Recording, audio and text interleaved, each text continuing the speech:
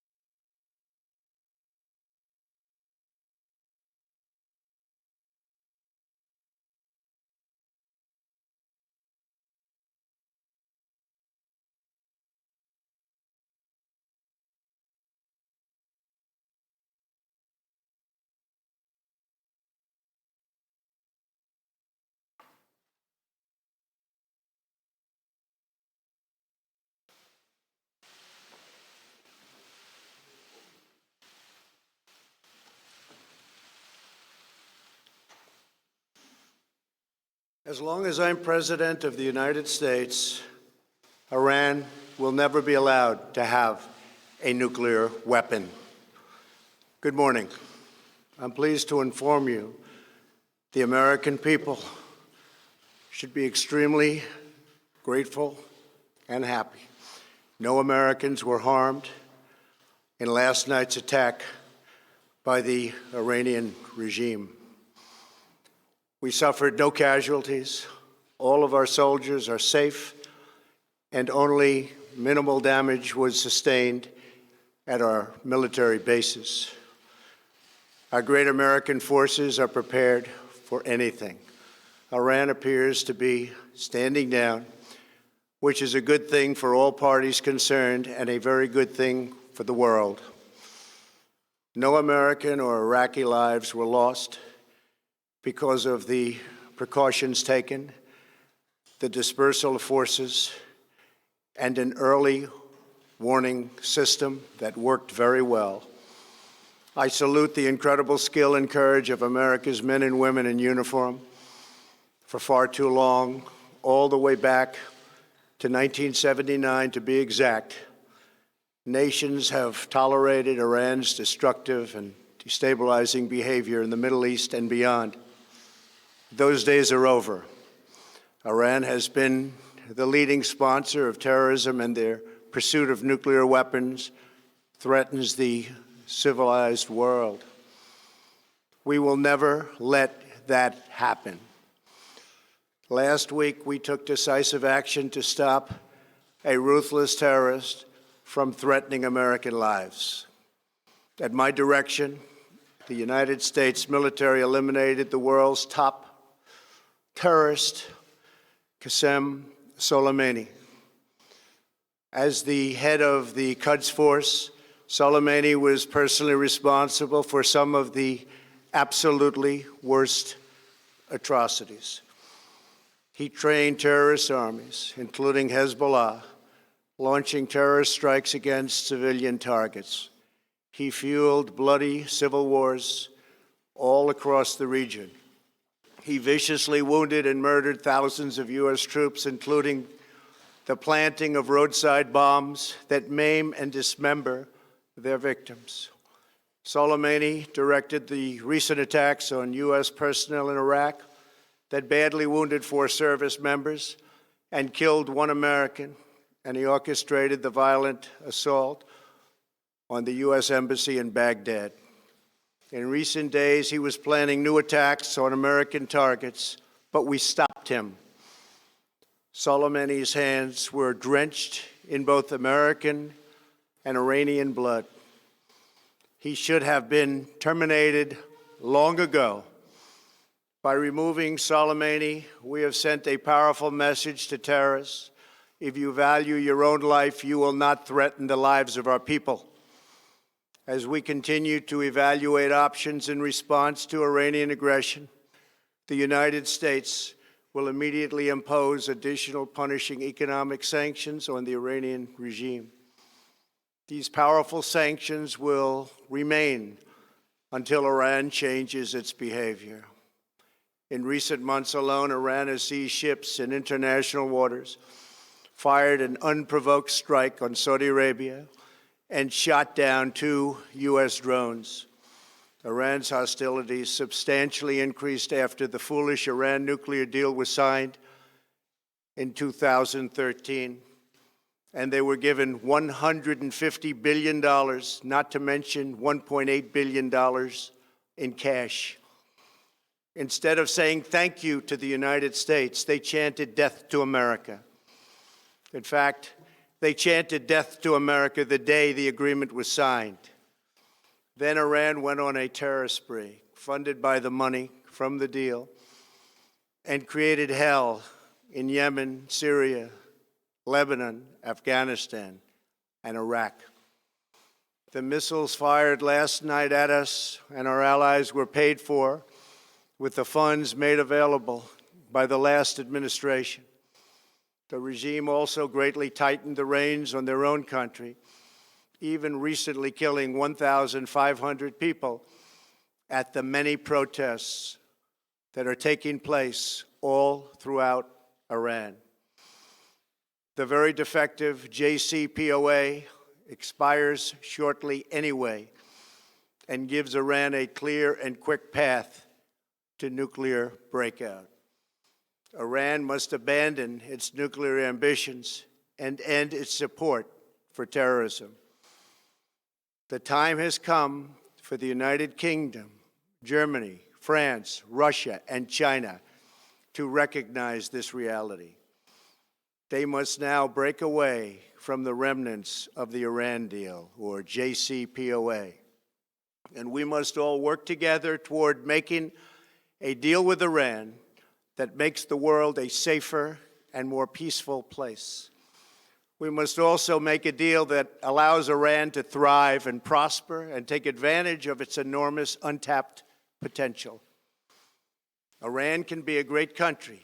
Peace and stability cannot prevail in the Middle East as long as Iran continues to foment violence, unrest, hatred, and war. The civilized world must send a clear and unified message to the Iranian regime. Your campaign of terror, murder, mayhem will not be tolerated any longer. It will not be allowed to go forward. Today, I am going to ask NATO to become much more involved in the Middle East process. Over the last 3 years, under my leadership, our economy is stronger than ever before, and America has achieved energy independence. These historic accomplishments change our strategic priorities. These are accomplishments that nobody thought were possible. And options in the Middle East became available. We are now the #1 producer of oil and natural gas anywhere in the world. We are independent, and we do not need Middle East oil. The American military has been completely rebuilt under my administration at a cost of $2.5 trillion. U.S. armed forces are stronger than ever before. Our missiles are big, powerful, accurate, lethal, and fast. Under construction are many hypersonic missiles. The fact that we have this great military and equipment, however, does not mean we have to use it. We do not want to use it. American strength, both military and economic, is the best deterrent. 3 months ago, after destroying 100% of ISIS and its territorial caliphate, we killed the savage leader of ISIS, al-Baghdadi, who was responsible for so much death, including the mass beheadings of Christians, Muslims, and all who stood in his way. He was a monster. Al-Baghdadi was trying again to rebuild the ISIS caliphate and failed. Tens of thousands of ISIS fighters have been killed or captured during my administration. ISIS is a natural enemy of Iran. The destruction of ISIS is good for Iran, and we should work together on this and other shared priorities. Finally, to the people and leaders of Iran, we want you to have a future, and a great future, one that you deserve, one of prosperity at home and harmony with the nations of the world. The United States is ready to embrace peace with all who seek it. I want to thank you, and God bless America. Thank you very much. Thank you. Thank you.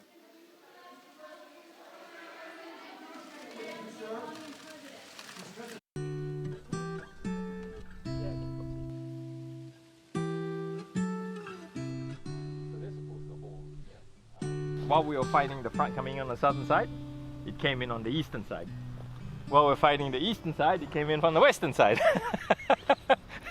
You don't really have too much of a chance when that happens. We opened one area where we did not expect any flames, and there was a big ball of fire. That's when we ran out. And as we ran out, thank goodness, the radiant heat that made this hill